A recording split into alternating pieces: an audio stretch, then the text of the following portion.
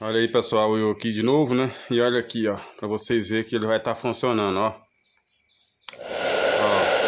não funcionava, não esquentava, tava travado e tudo. E eu fui verificar cabelo, bastante cabelo que enganchou. E aqui está ele aqui já pronto, funcionando.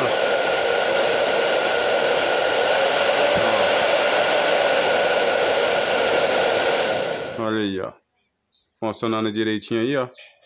Aí agora é só entregar, né, pra pessoa que deve estar precisando para mexer com alguma coisa, cabelo, alguma coisa, né?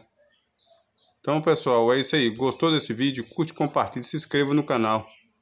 Sempre verifique, tem muitas coisas. Por exemplo, isso aí tem outras opções. Tem muitos aparelhos que eu conserto e jogo aí nesse canal aí, ó. Então, gostou desse vídeo? Curte, compartilhe, se inscreva no canal. E é isso aí, pessoal. Obrigado.